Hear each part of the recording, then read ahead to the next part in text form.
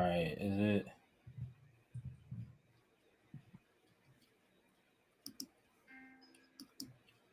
Now it's live, right?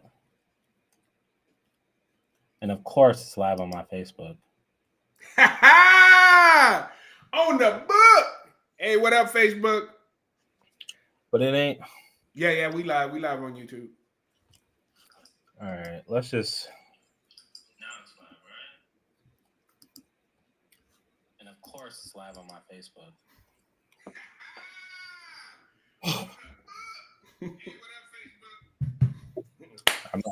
Let me add the thumbnail while we waiting on people to jump in. Let me know if you see the chat.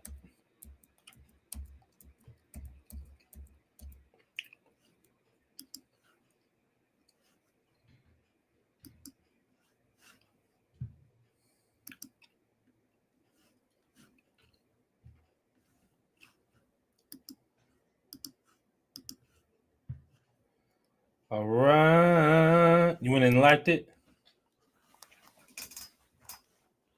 Yep. All right, let's just. All right, we're getting people coming in. People coming in. Let's see what the chat saying. Y'all come up in the chat. Come in the room. The upper room. Pull up in the chat. Pull up in the chat. We got J Dub co-starring guest. People coming in. Shoot. I hate my voice. I hate my voice on video. That's normal. Everybody thinks they sound different than they do when they hear themselves. Hey, as y'all come in, let us know where you're coming in from. Where you pulling in from? Where you pulling up from? Where you pulling up from? People? Where you at? You're from down under Australia? I know my accent is terrible. You're from Jamaica? You're from Haiti? You're from Bruh. They're from Oklahoma in Texas. Oklahoma. It's okay. Texas. No state tax. Hey, brothers. Who's that? Jana? Hello. How are you? How's your Friday evening going? Yeah. All right. So what we're going to do, we're going to give it a couple more minutes, and then we're going to start on our first introduction into our segment called That's Wild. And we got some news for you. And we want it to be interactive. We want y'all to be in the chat. Let us know some feedback on that. So we're gonna start at 7:07. What you think about that? Sound good. Might as well. The number of completion. Yo, Leo wants to be on time. Let's be on time, people. Bro, that's one of my things is being on time. That is one of my things. Okay, Washington State represent. Hey, that's my neck of the woods. That's my neck of the woods. What part of Washington State you from? Hey, man, don't dox these people. I grew up in Tacoma, Washington. Represent. Tacoma was what was Tacoma? Tacoma was what? It was suburb, it was hood, it was city, it was it was hood. It was hood. Okay. That's me. I haven't had the pleasure of being in Tacoma. It is not I don't think most people would consider it a pleasure. Whoa, that's wild. It's not a vacation destination. It's just no skiing. And people, y'all gonna hear my son in the background co-signing with us. He just going to sleep. That's all. Yeah, J-Dub just fighting that sleep. But all right, man. Right now we're gonna jump in to our first video that we're gonna react and review, talk about, and we want your interaction on our segment. That's wild. This one's a doozy. Oh, you said go Hawks, Seahawks. Okay. Tacoma represents. Yes, sir. Yes, sir. Big Seahawks fan. Big Seahawks fan. Yeah, I'm gonna be trash next year though, but we ain't gonna. All right. All right. We seeing this good? Y'all seeing this good? All right. So this is a clip from Preacher. You know where she's from? I think she's either Caribbean or African, but I think she's African. Okay. All right. So this is an African woman of God giving her This advice. video has been making its rounds. Yeah. All right. Let's see what she's got to say. I am one of the women of God who thinks that before you marry a man, you must see his penis. You must see it, you must hold it, you must feel it, and make sure it's working. That's wild. Ah, welcome from Wisconsin, the land of the cheese. Play that one more time, please. Play that one more time. Oh my gosh. I am one of the women of God who thinks that before you marry a man, you must see his penis. You must see it, you must hold it, you must feel it, and make sure it's working. I got so many questions. Firstly, that's wild. We're gonna have to interpret because some people might think she said panties. That is not what she said. The other P. Yeah. Oh, yeah. So she's one of the women of God who says that before you purchase, you marry a man, you need a test drive. You need his manhood. You need to touch the manhood of the man. That is a crazy take. It's a crazy take. And you know people gonna feel a way about this, okay? Our audience, these are church-going people, Leo. These are people who believe that you ought to do things right according to the biblications. She made clear that she is one of the women of God. So she declares herself to be a woman of God. One of the few. And she says that you have to see it, touch it, feel it, and make sure it's working. Does that mean you got to sin a little bit before? Well, if you're making sure it works, there's not many ways of doing that besides the fornications. That's the only way you can make it. You can actually see it and make sure that it works. Yeah, and the one of the most relevant comments is somebody said she didn't say have sex though. Come on, man. What happened to flee from the appearance of evil? What happened to like don't put yourself in that situation? I don't know. I don't know what kind of flesh people are fighting nowadays. But listen, man, I'm tired of this internet church. Okay, I need to go back. And I sound old now, like I've been saved all my life. But I'm tired of this internet church, bro. Like I need church to go back to what it used to be. I don't need no. I don't need all this. That's what I'm saying. Like, what do you mean? And what is the purpose of doing that? Are you saying that hey, you're doing that because you don't want to enter into a marriage that is that lacks physical intimacy? Okay, but I think that could be achieved in other ways to have him go to a doctor's visit that you don't show up at. And just get the report at the end. You can go get checked. I I think that part is smart. Go do it. And they don't talk about that. They didn't tell us about that in marriage counseling.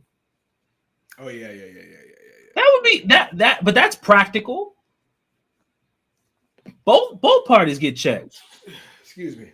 Especially Get checked. If you've dabbled before, some people they have dabbled, they just ain't said nothing. That's what I'm saying. They just want to cut. They say they come, they get saved. They acting like it's all under the blood. Well, even if it's under the blood, they'll get it tested. It might be a little residue. Still get it tested. I need to get all of it tested. Mm-hmm. If you've been not in just it for function, but for infection.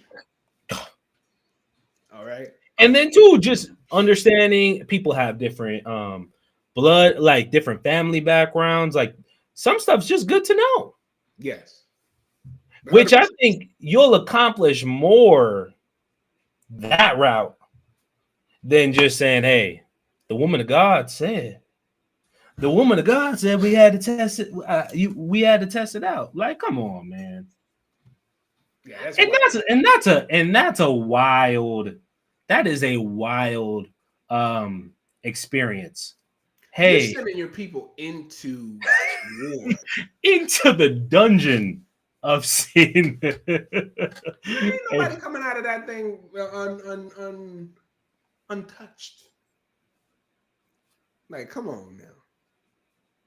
Come on. That is crazy. This is not someone you should be taking advice from, in my opinion. This is not the woman of God that you should be taking your orders from in terms of just spirituality. That I don't know. I may be wrong, but to say you gotta see it, feel it, hold it, touch it, make sure it works. You're starting to sound like Missy Elliott. Yeah. Touch it, feel it. That's a problem when pastors try to become like relevant and you just go into full on sin. Yeah. Like, bruh, like you can be relevant and practical without being sinful. There's a way to do it. And it still is helpful, but it's not sinful. Come on, man. Like we got to stop doing that. Yeah. You ain't gonna touch it and then say, okay, the testing portion of our interaction is now done. Please put your sword back in its sheaths and let's go on about our day. Like, oh, my pastor said I need to do this. So I'm just being obedient. That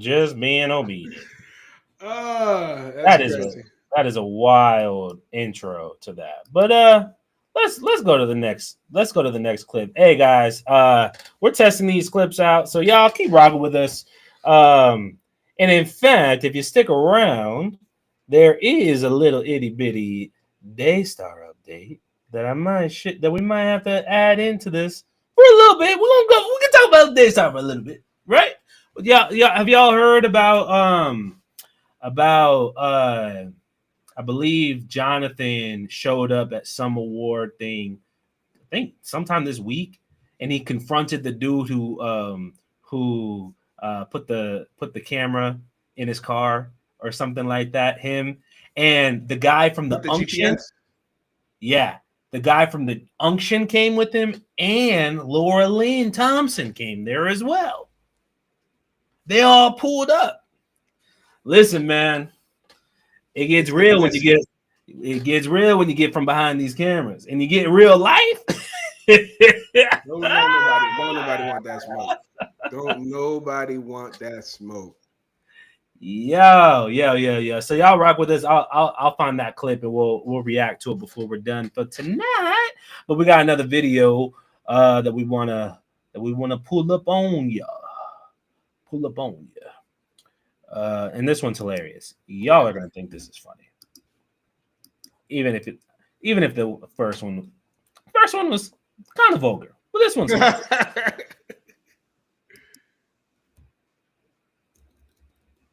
It's on mute.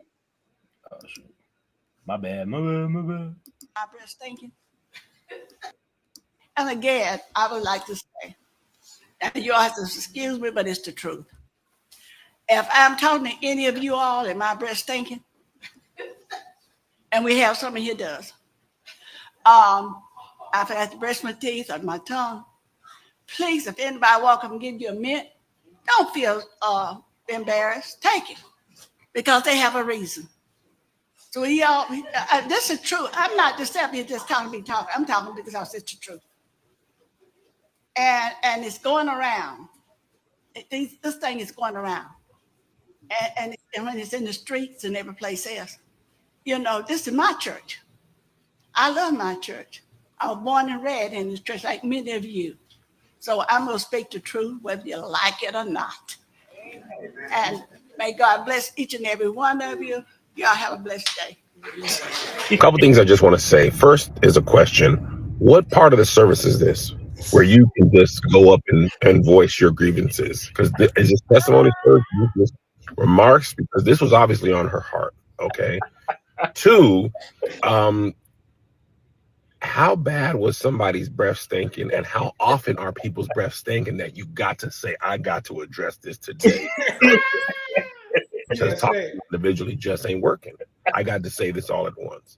Number three, if somebody offers you a mint, you can be embarrassed, but you still should take it. Okay, don't let the embarrassment stop you from what we need you to do, or I need to do. She took some ownership. She said, I've had to brush my teeth. That's crazy.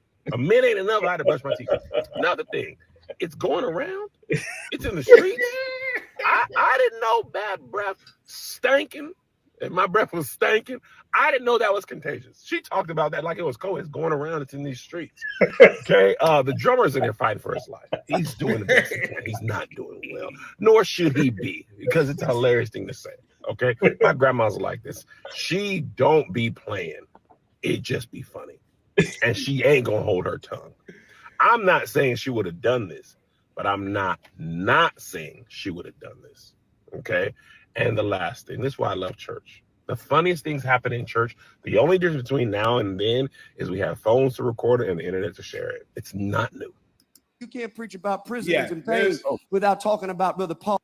This is a large part of the church experience that I had, is the mothers would have a lot of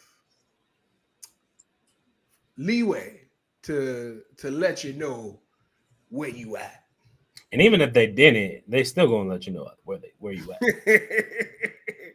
They'll let you know where you at. They'll let you know from the top and say, hey, look, this is what it is. And I've been at altars where people have tried to pray, touch, and agree with me.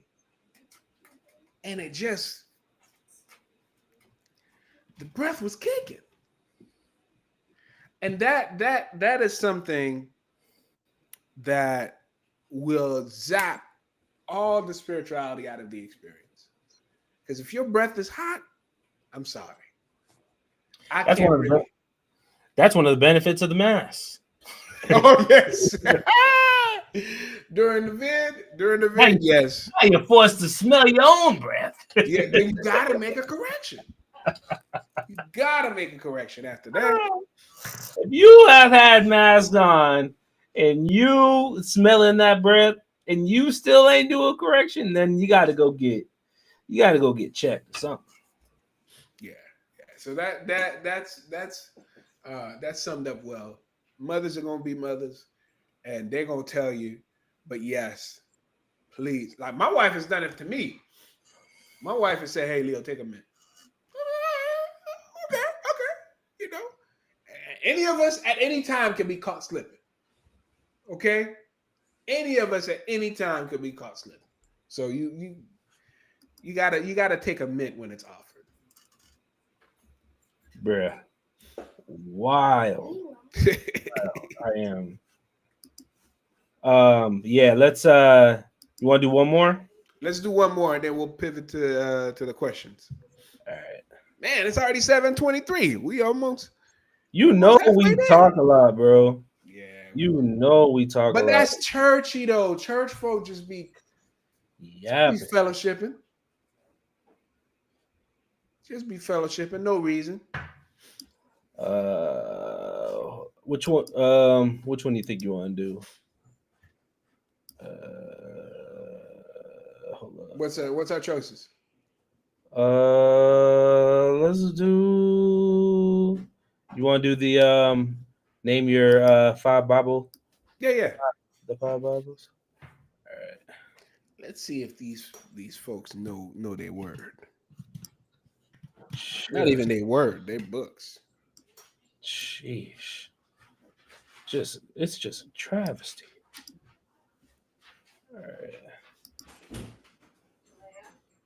All right, people.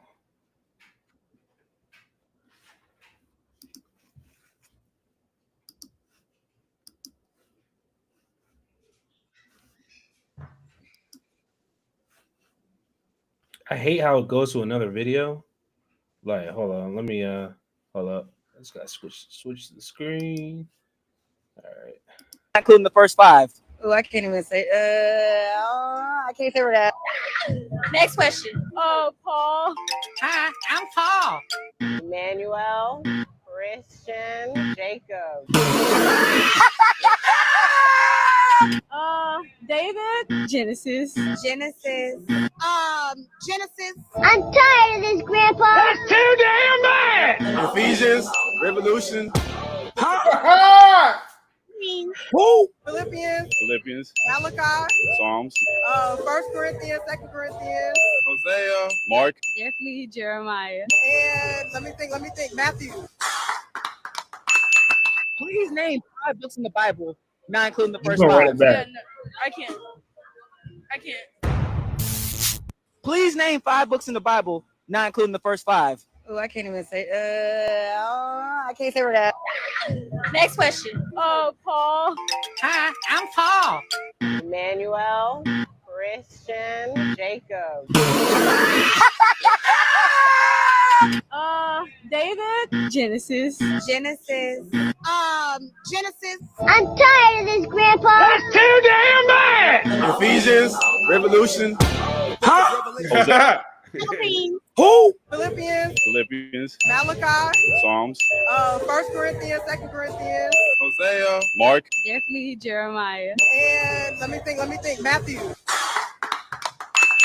Bruh. There's still hope. Nah. That's what I took from it. There's still Ain't some much hope. Ain't much hope, bro. Ain't much. This is what happens when a whole generation doesn't get discipled. I mean, you could have pulled up at the club 20 years ago. It would be a bunch of them know the word. Did you see the clip that I sent you? The same one, but name the 5 books. The last one I sent you. Play that one because that one really illuminates what this world. Oh, I wasn't sure what that was. You sent me. All right. Yeah, so play that one. Play that one. All right. It illuminates what the world thinks that, like, what being a Christian is. Yo, You see it? Bessie said that's pitiful. let's give the babies a break. It's our fault. We don't be discipling nobody no more. Ain't nobody getting discipled out here. Bible. So after this, we're gonna start reading the Bible, though, right? No. Okay, well, tell us why. I just don't. It's not interesting. The Bible's not interesting, friend. No, it is not. I'm sorry. Friend, I think you got to read the Bible if you believe in God. Okay, look, I believe in God, and I like little quotes from it, but I'm not reading that. Okay. I like interesting books, dark romance, fantasy, stuff like that, but I'm not reading the Bible. Please name 5 books in the Bible, not including the first 5. I can't help you with that. Friend, I don't know not one. you don't believe in God? I do. I just don't read the Bible. So after this, we're gonna start reading the Bible, though, right? No. Okay, well, tell us why. I just don't. It's not interesting. The Bible's not interesting, friend. No, it does not. I'm sorry. I think you got to read the Bible if you believe in God. Okay, look, I believe in God, and like I like little quotes from it, but I'm not reading it. Okay. I like interesting books, dark romance, fantasy, stuff like that, but I'm not reading the Bible. Please name 5 books. Yo, okay. There's so many things in that video right there. I like interesting books. Firstly, I believe in God. I'm a believer. I like little quotes. But okay. Let me start out with the good.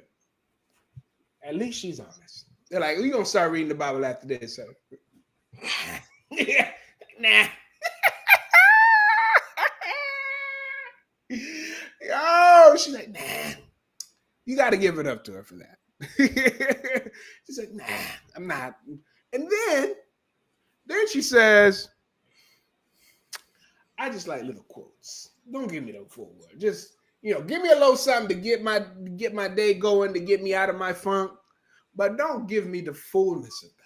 Don't let me have to change what my life looks like compared to what he wants for my life. Don't let that happen. No.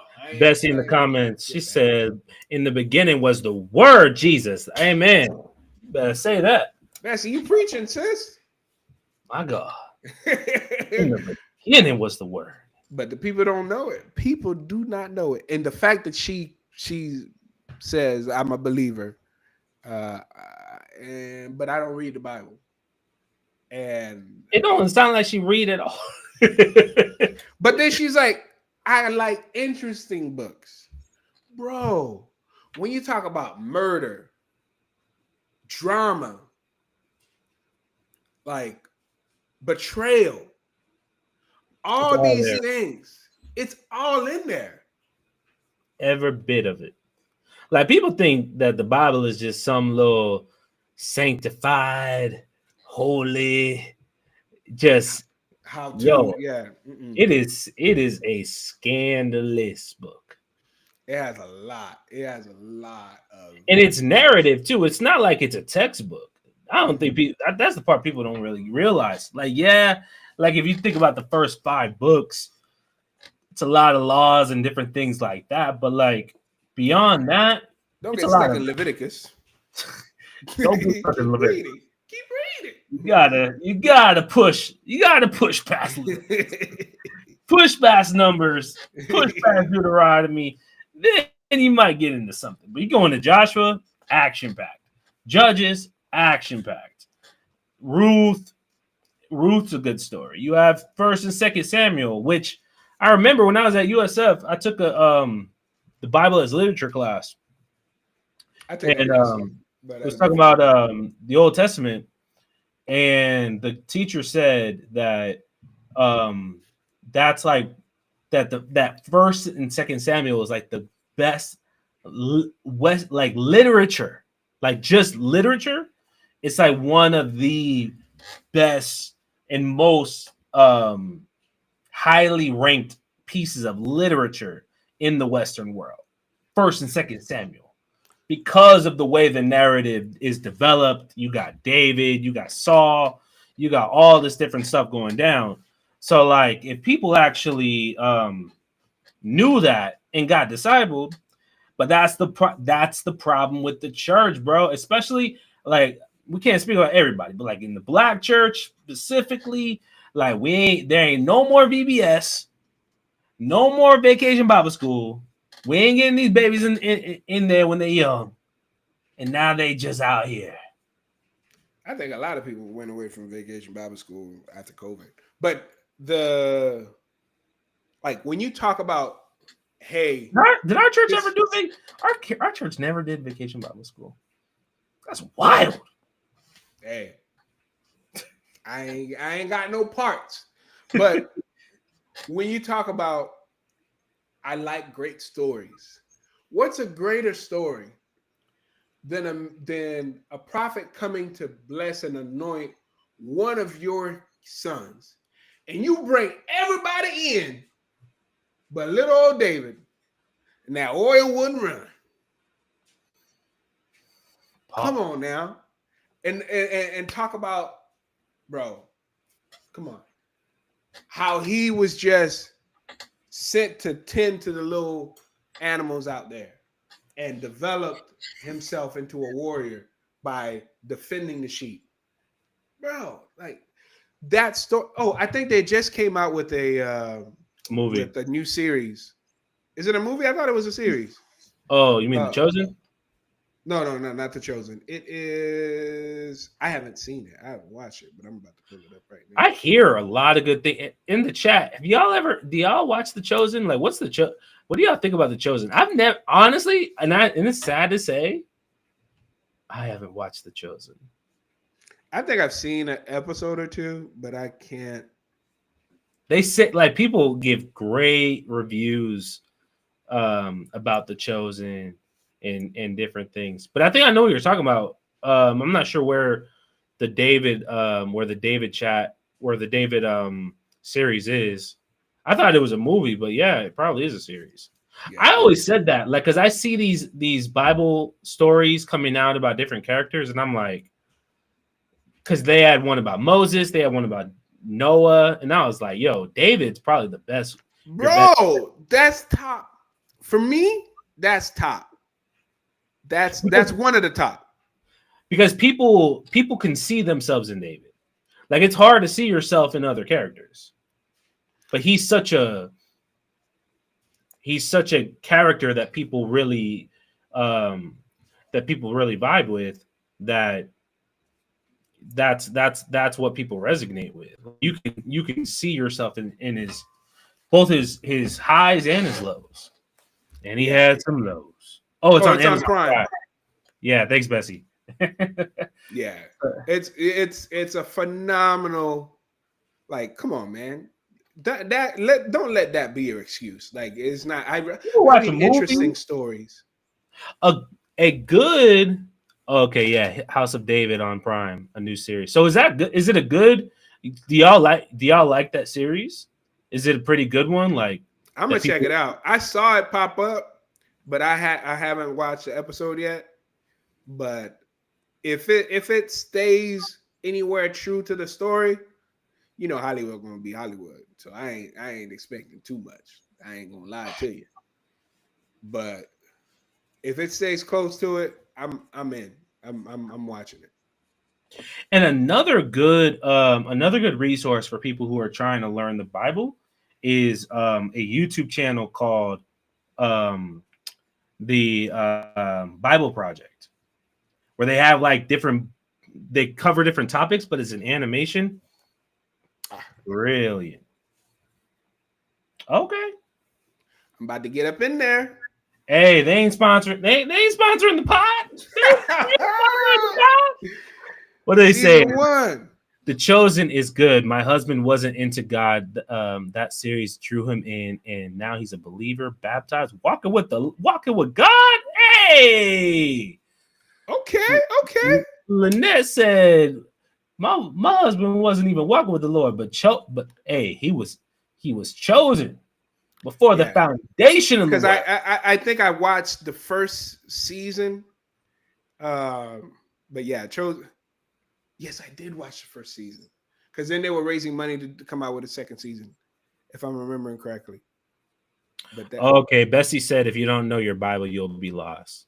So you kind of have to have the biblical references to draw back to. Yeah, but they help you out a little bit. But yeah, you definitely enjoy it more, and it is for believers that be in that word. That you'll definitely, you'll definitely get more out of it if you've been in your word. I don't know, man. These young kids, man, they ain't feeling the Bible like that. That's crazy. That's crazy to say I'm a believer, but I don't really. But that's the thing, man. This generation coming up, this is like a super secular generation, more secular than we've known before. Not like secular like atheists. I think atheism isn't as big now as it used to be. They're more cafeteria Christians. Or they're open, like they're open to spirituality, but they are not necessarily. They don't want the commitment. They don't want the work. They just want the feel goods. That's why she was like, you know, I like the quotes. You know, greater is He that is in me than he that is in the world. That'll get me going. What do you think? What do you think is the reason why people don't like they don't do the commitment as much anymore? Well, we're in a less committed society. If you remember when we were coming up, if you signed up for a phone plan, you had to commit to 2 years. Off rip. Yeah. You had to commit. Then they said, okay, all right, no commitment. But then you had to buy your phone and you finance your phone. Elaine, what's up, Elaine from Michigan? Thanks for joining us. So the whole now there's no commitment for nothing, bro. You cancel anytime. Cancel anytime is the mantra for our current society. Cancel anytime, and that's what they do. That's what they do. Like, hey, look, I'll go to service. You know, Easter, Christmas, any other time, I'm doing me. Yeah, if that.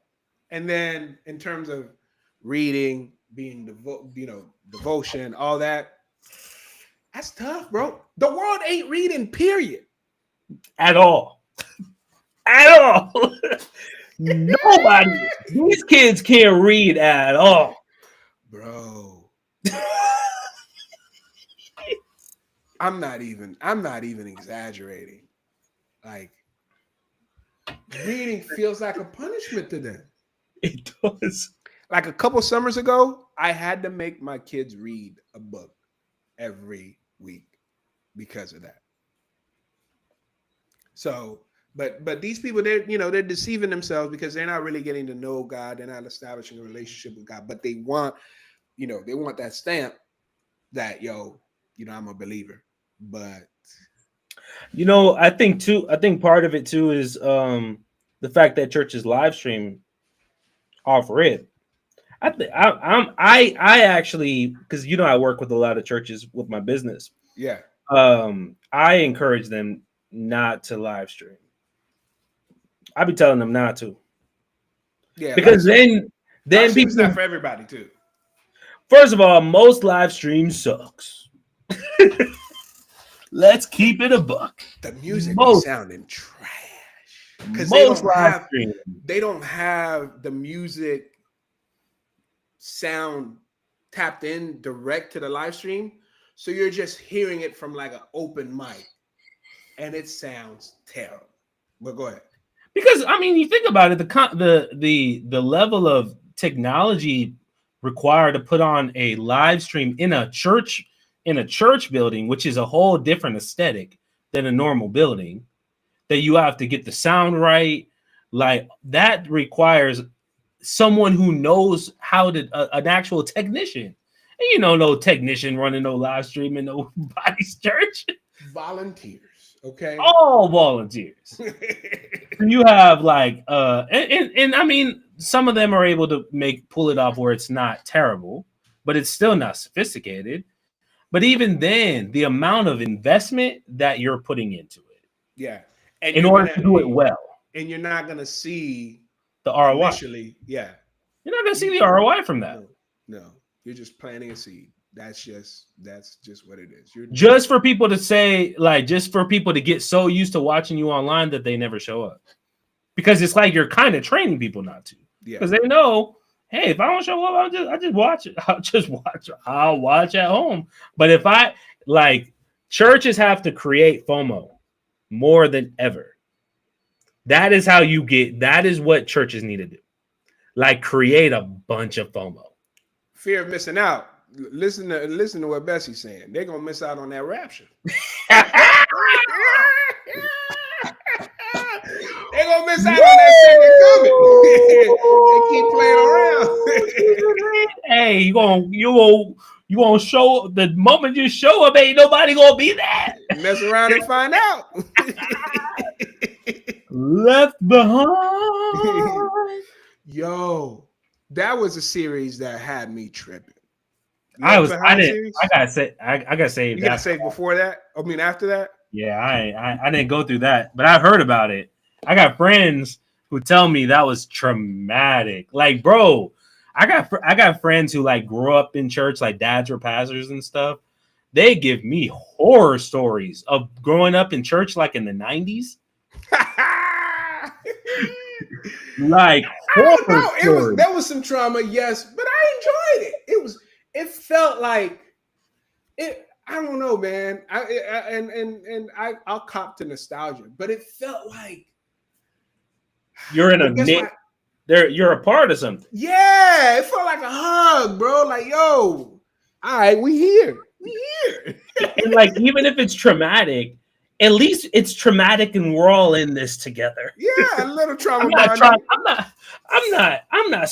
I'm not struggling by myself. Yeah, a little trauma bonding. That happens. And that was when we had that going at Victory too. Like, we had like a whole little squad pulling, like kind of building up for a little bit. We had a little season, little run where it was that. I know it's harder to build that type of community now because everything is so low commitment, low level of commitment, and that's how people are moving now. That's just how people are moving. But what do y'all think in the comments? Like, y'all, for real, tell us, why do you think people aren't why do you think it's so difficult to get people committed in church? Bessie just said, guys, I grew up in church in the 60s and 70s. I seen changes. I know the church that Bessie grew up in looks nothing like, oh my God. I can only imagine seeing church today and just, that's wild. Bro, yeah. Wild. 60s and 70s? Yo. If you can imagine, that was around the inception or close. The 80s really was the inception of the televangelist, but that was like when it was starting to, like, church really became a business. Legitimately. Speaking of that, I came across a video on, you know what? I came across it, and that's why I can't. It was on TikTok, and I can't share TikToks with you. You, sir, need a TikTok account. I have not gotten the TikTok anointing. I don't feel called to TikTok. I'm telling you, TikTok is its own world, and the videos are so much better there. But no, this guy, he was an ex-pastor. He was like, the 10 things your pastor ain't gonna tell you about church. And he went into this whole thing. Church is a business. And the whole point of it was just to get people in and get their money. Hold on, what did Elaine say? Elaine dropped the bar right here. Disliked the church in the 90s. It was cult-like, therefore now will not commit to membership anywhere. Dislike church in the 90s. Okay, she said that twice. So dislike church in the 90s. So that was when that's when you start seeing people were committed, and that level of commitment was abused by the leaders. Some folks came in there and saw that commitment. They're like, y'all sitting on a bag. Y'all sitting on a bag right now. Let me pull up the that was like the height of the televangelist, where you had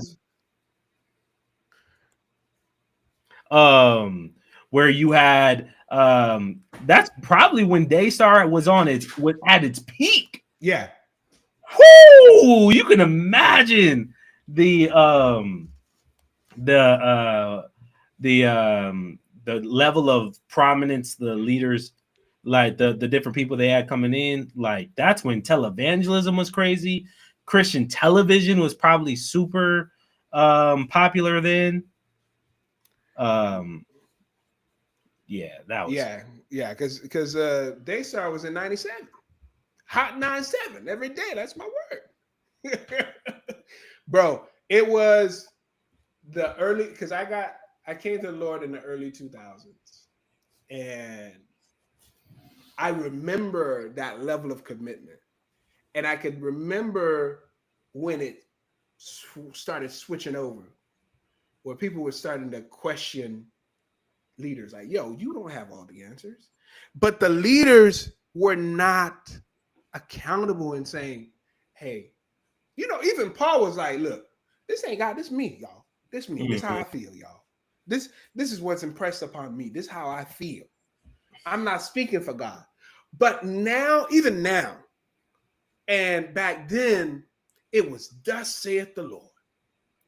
It's wild that pastors, and that's how you could tell so many pastors are playing with the wrong playbook. Their playbook is so dated because they haven't updated it. Yeah. Like you still think you can run these same plays and they still gonna work. It's like you're still running the same plays. And these guys who are, because now people literally will Google you while you're preaching and checking to see if what you're saying is true. Oh yeah. And for you to still not study, all right. Let me drop a bar right here. So this is after 9/11, right? I'm saved and I'm going to this church, and this is right around like and you were saved during 9/11? It was soon after 9/11, yeah. Okay. Like 2002, 2003. So the war in Iraq was going on hot. And there was a false translation of the what's the Muslim text? That not Quran. So of the Quran that someone put on the internet. And the pastor of the church that I was attending quoted that false translation, which talked about America and the eagle was supposed to be the one to save and to deliver and all that. Talking about Baxter? I'm not calling out names. No, it wasn't Baxter. I don't even know. But when they said that, because the internet was it wasn't what it is now. It was in infant stage. Yes. People I would say 80% of people just accepted it. Right? It was after I was like, wait a minute. This is a false translation. This really isn't, it's not factual. And you said it from the pulpit. And people received it as fact and didn't doubt it because they said, hey, I am trusting this individual to do their due diligence and study to show themselves approved before bringing it up to the pulpit. It doesn't work like that anymore. Right now, it's like, I don't believe you. I'm going to look it up. If you are all right, then I'm going to give you the benefit of the doubt on this one. But the next one, I'm going to check again until I get to a point where I feel like I could trust you and you're always researching and delivering sound doctrine and sound information. Bruh, it's just a crazy time we're living in, bruh. Yeah. And I don't feel like anyone's quite figured out how to pivot in the church space. I don't think anyone really knows. I think you still have people running the mega church play. Like I still see that. So that's still a thing, even though mega churches and as a whole are not very attractive, especially with mega pulpits kind of being exposed and all of this different stuff. And I mean, we haven't probably seen even a part of what is really going on with a lot of these ministries. But they're still getting those donations. Yeah. Like Betsy's saying, and here's the thing that drives me crazy, is that it is the least of us, those who have very little, that are giving their all in terms of financial contribution and support. Sometimes people that are on fixed income are digging into their fixed income to sow a seed in order to reap some harvest, right? And we're not teaching about financial literacy. We're not teaching about financial responsibilities. We are basically saying, if you give enough, God is going to deliver and cancel all your debts. And that's not biblical. That's not biblical. It's just, I mean, it's just, but honestly, that's what they were taught. That is what they were taught to do. Like, they're really going off a playbook they were handed. Yeah. And they were like, this is how we keep the church going, by teaching this type of stuff and trying to get control. And people, it became a statement. It became a badge of honor if your pastor or your minister was balling out of control, if they were driving the nice car, living in a nice house, and it came to a point where people were living vicariously through their leadership while they go home to their studio apartment trying to figure out how they're going to pay this month's rent. Because the first is around the corner. It's the last day. Okay? Now, I hate to paint a broad brush. There are some good churches. There's some churches right now who got 5 calls today from their people who need help to make this month's rent, and they're helping them out. So that does exist. But the ones that we hear about a lot of times are the corrupt ones who do just take in all this money from poor people, enrich themselves, and then before you know it, they're in some scandal. And I mean, people in small churches get in scandals too. You know what I mean? Like that. Everybody's susceptible. Okay, like everybody is susceptible, and nobody's perfect. But it's just tough. I think the church is in a really tough, difficult space in our country. Probably more tough than it's been ever. Yeah, ever. Because no one knows what to do with this.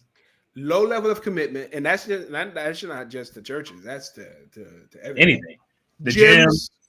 I remember I had to sign a 1-year contract to join a gym, and to break the contract, I had to prepay 6 months. To tell you how bad it is, like I hear that, and that sounds like bondage to me. I'm like, what kind of bondage is that? To a year, yeah. And that everything is low level of commitment now. Low level of commitment. And I don't know how we get back to being committed. I don't know if that could be put back in the bottle. Elaine said she thinks God is cleaning the house. Oh, church is all right. He clean. He clean. For sure. You gonna do it deep. The amount of people that got exposed in 2024, and even more in 2025, it's gonna be wild. You hear me? Well, I really think that the way the playbook has to change. Obviously, you can't use the same playbook anymore, and you probably do need to get more biblical. I think, but here's the crazy part. There's a low level commitment, but there's a high. People want community. They just don't know what it looks like. And not to mention, and I think this is a big part of it, people have a lot of trauma right now that in some cases, churches don't help. And some people have church trauma. Yeah. Where like and it's not just I'm church hurt, like literal trauma where if a person goes into a church, they are like having panic attack, physical because of what happened to them there, and being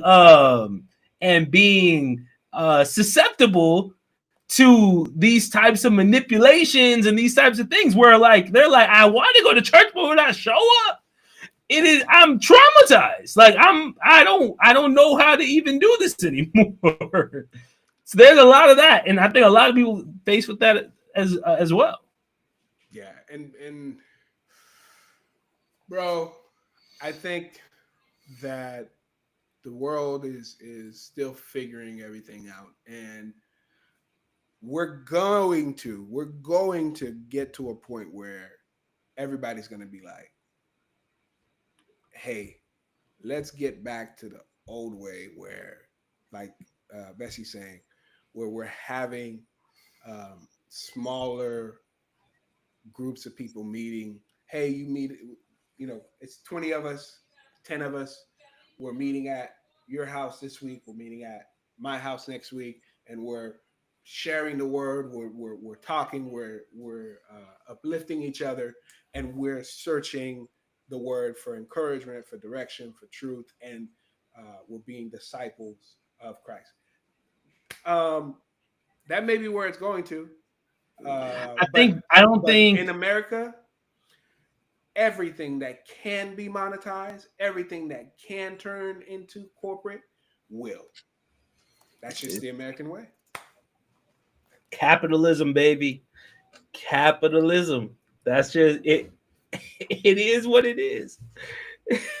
It's true though, but I think everything starts with a leader. I think God will raise up a leader that because every wave of church has a leader that kind of led that. And I've seen leaders try to raise up like a home church movement and things like that. It never really sticks because you gotta remember too, Americans are extremely individualistic.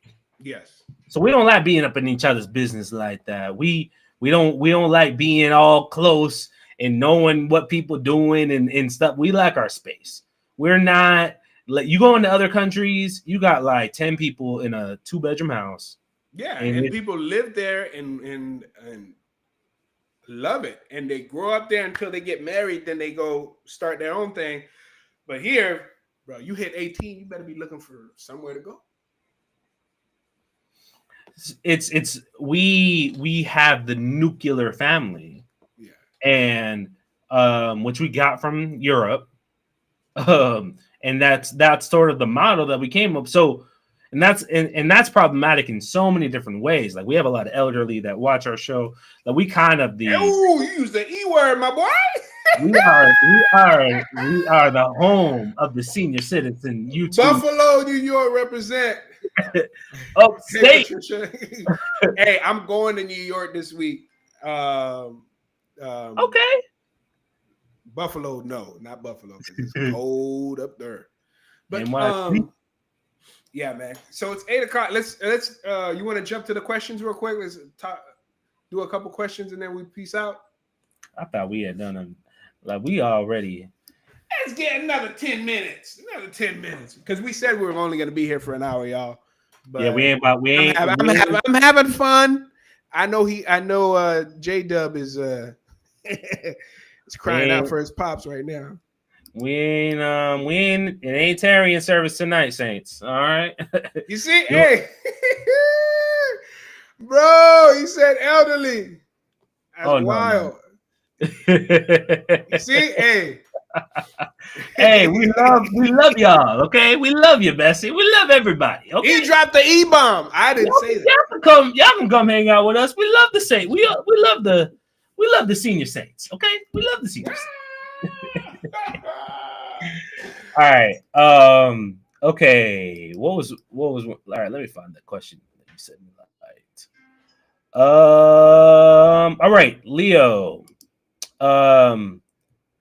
What is the worst type of business advice you ever gotten? We're both entrepreneurs, people, so we kind of that's kind of the world that we live in. So, what's the worst type of business advice you ever got? Play it safe. And I followed that for a long time, and It's just some things you gotta be scared and do it anyways. You just gotta like I think I read somewhere in the chat that somebody's moving to another state. Sometimes you did that. And sometimes you just gotta.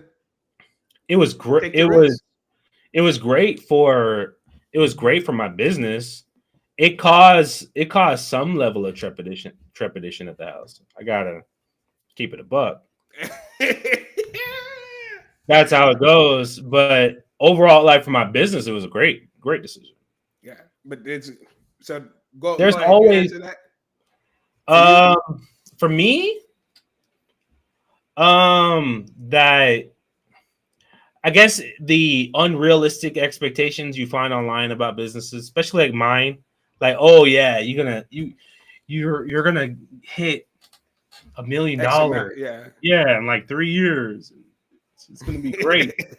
And you get these unrealistic expectations. Like the thing that people just never tell you is how hard everything is in business. Oh yeah, and there's no such thing as passive income. I'm sorry, there is less active income, things that you don't have to, you're not measuring time for money, but there's no such thing as completely passive income because you're going to have to watch it. Even in your stocks and bonds, you're going to unless you have somebody doing that for you, you're going to have to move some stuff around. Because in order to build a business, you have to have a market that you're able to get the business to, and it takes time to build a market. Yeah. Like you have to build a market. Like I'm just now getting back into creating content for my business.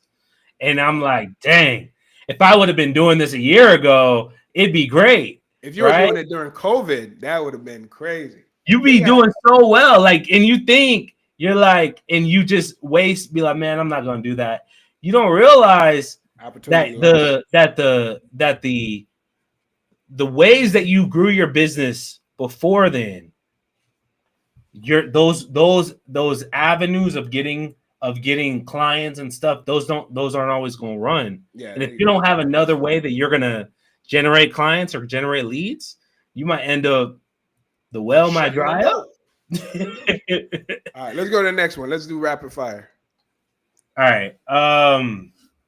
Okay, how has being an entrepreneur impacted your marriage?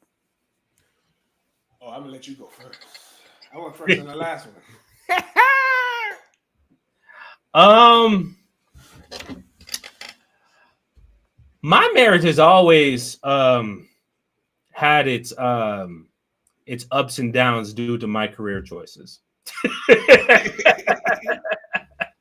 I don't think I've ever been I honestly don't think I've ever been a 9-to-5 employee since I've been, like, maybe at the very, very beginning of when I got married. Yeah, you were in education. Yeah, but once I got into ministry, I haven't had like a W-2. I've never had a legitimate W-2 job, and there's good and there's bad with that. But so I guess with every type of thing that you do, your family just has to adapt with it. I wouldn't necessarily say it's caused bad. It's caused like real trepidation, but it's not been easy. Like you have to learn. Every relationship has to be cultivated in its own way. So yeah. What about how has it affected your faith? Has it had any effect on your faith and how you approach church at all?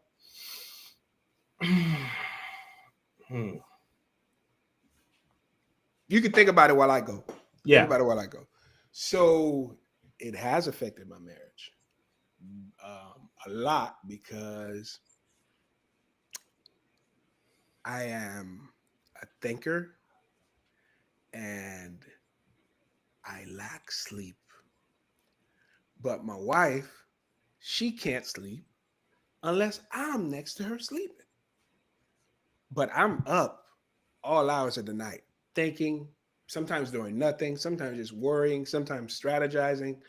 And that is really hard to live with. And she has to navigate that.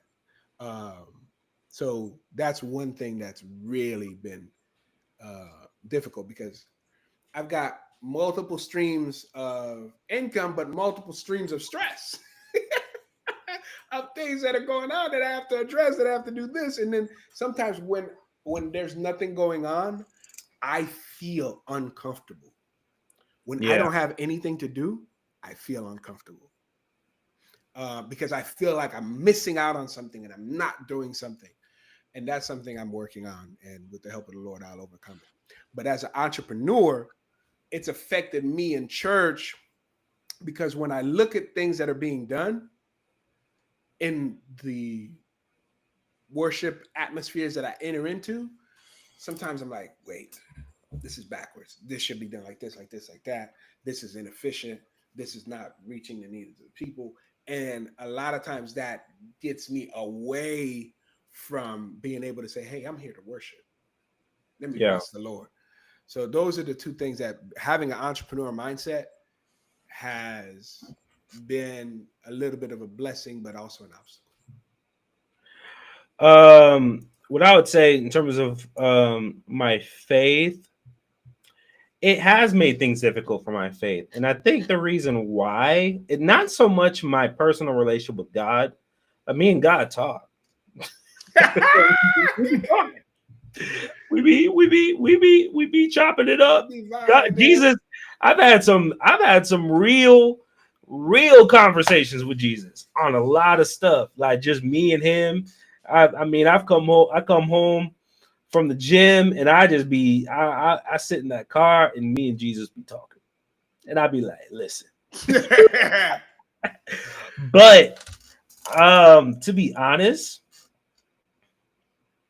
I am not very easy to pastor.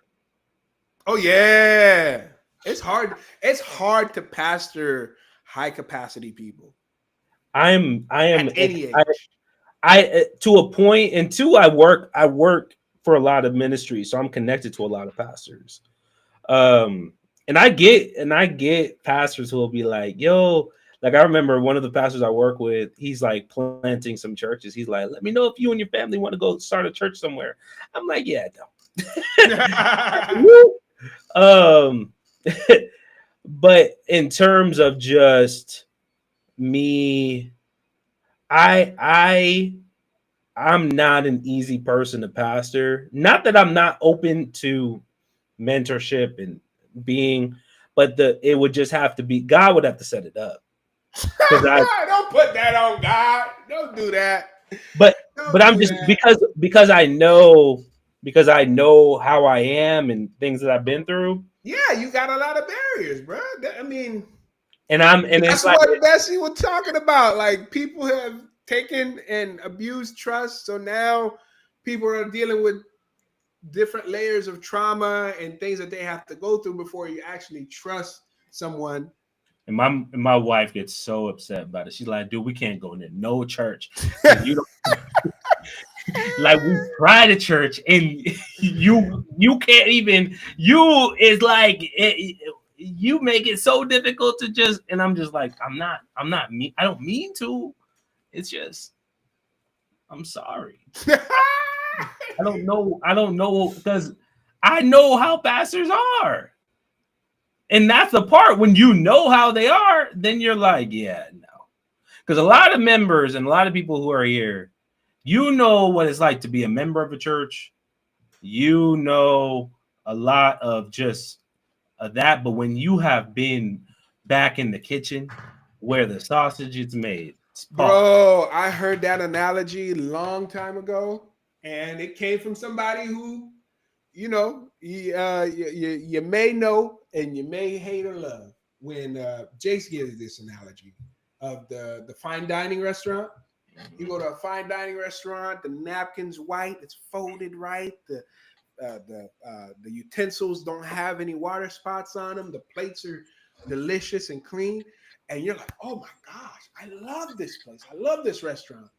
And then you're like, I love it so much, I go there all the time.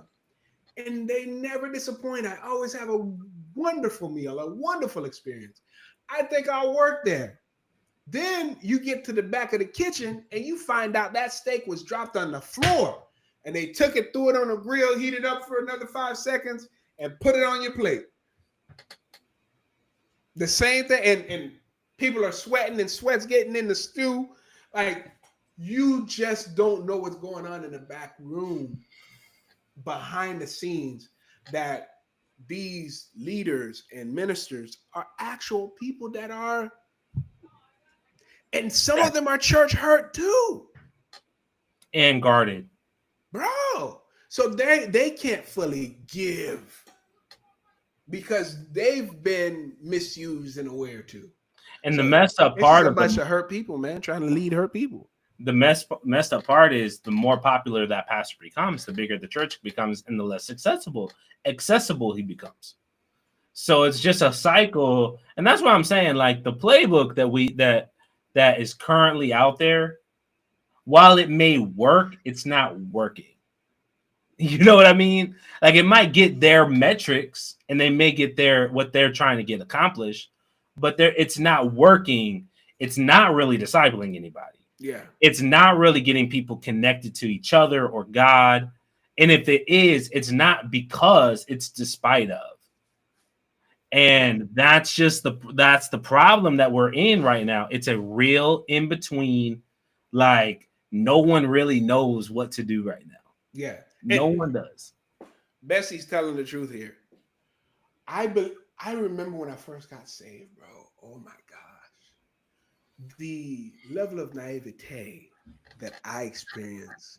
Same. I almost want that again. Me too. To believe Gosh, sincerely that everyone here is in love with the Lord and is willing to give it all away for Jesus and is sacrificing and letting down everything for them, for God, only to find out, nah, people still being people. I would say for the most part, a lot of the folks, somebody's doing this, that, and the third.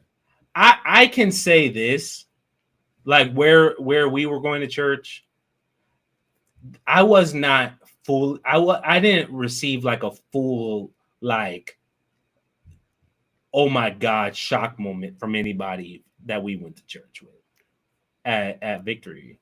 No. Not gonna name any names. When somebody was running through, but he was weren't shocked. I was shocked. I was shocked, but he was a new convert.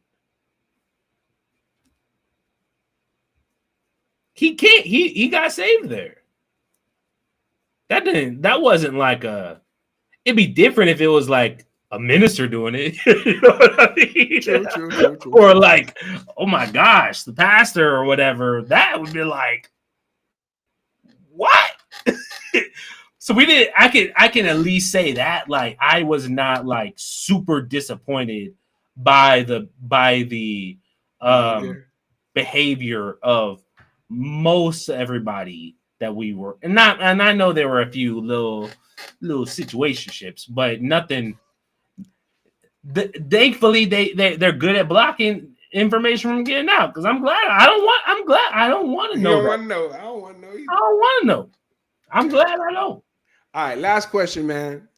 Dang, I thought that was the last one. All right, let me. Oh, if you don't we could bow out.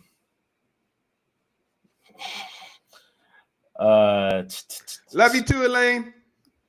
What's it say? How do you and your spouse support each other's goals? Come on, bro. You gonna end it on that? I don't know what you want. I thought those were the only two we were gonna do. No, that wasn't even in the first two that we're gonna do. Elaine got a jet. Bless you, Elaine. Bless you. Bless you, sister. No, what's the two that we picked? The first two that you gave me. All right, hold on. We already did one of them. Entrepreneurship. Okay, hold on, y'all. Hold on. What's one thing holding you back from growing your business? That wasn't it, bro. Well, that wasn't it. What's the hardest? What's one thing you knew when you got? What's one thing you wish you knew when you got started? Did we already do that one? No. Yeah. We did a version of it with saying that the worst advice. No. We can end it. We can end it because the one that you asked about, not about family, but about church. But we'll do it next time. I appreciate it. We went 18 minutes over. You see my kids? Yo, my kids, they're like, it's over. It's over. Dad, you're getting off. All right. Yo, go. Here, take him. I'm wrapping up. All right, y'all. Thanks for joining us on our live. Hope we had some fun. And we'll see y'all next time. Peace. Peace. Peace.